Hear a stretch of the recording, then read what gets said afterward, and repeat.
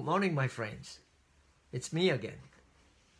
Our world is in transition. The pandemic is the catalyst of that transition. Now, up until now, America's global leadership has always been a given. For example, take the 2004 tsunami that devastated Indonesia, much of South Asia, and parts of Africa. America was on the ground leading the charge, changing the world for better, and exercising a moral leadership unequal to any. America has always been the first responder to a global crisis and its greatest humanitarian assistant.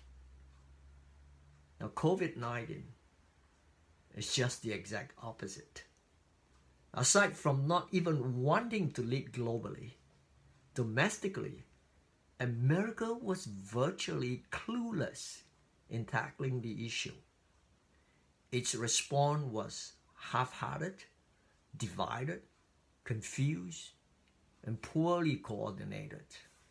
Now the outbreak is not only devastating the world, but with the USA leading in the number of infections. Now leadership is never a vacuum. When one falls, another will try to rise up.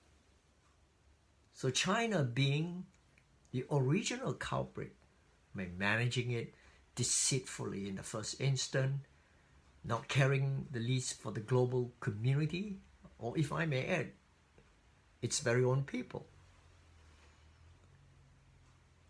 And now trying to rewrite history, or at least trying to change the narrative. China is trying to assume global leadership in the vacuum. And given the current Chinese government's culture, it is the last thing the world needs. Chinese leadership is a poor substitution for American leadership, or what was American leadership. People usually vote with their feet, don't they?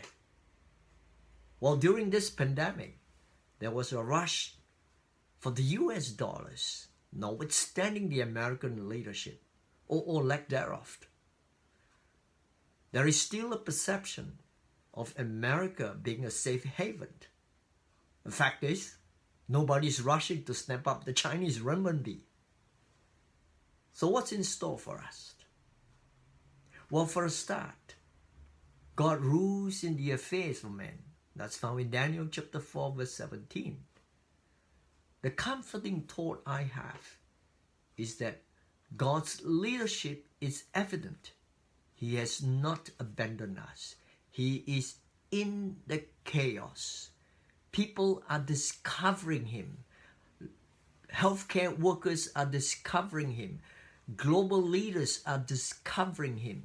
He is in the crisis. The world order may change, but His order does not. God will ensure that good will come out of this pandemic. God will use this crisis to make good His world order. The church, no longer accustomed to its ritual, and a growing assimilation with our current culture, our worldly culture, the church will change for the better. We're now forced to think of others, be more empathetic, and figure how we may help the next person. We are more thankful and appreciative of others, especially our loved ones. We look for new ways to worship. No more trappings, no more buzz, no more atmosphere, no more music.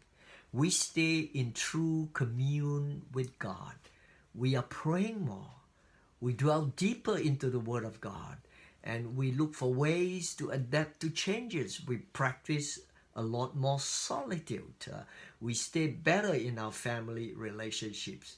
These are the inside changes. These are character changes, and with it, our world will decidedly be better once the pandemic is over.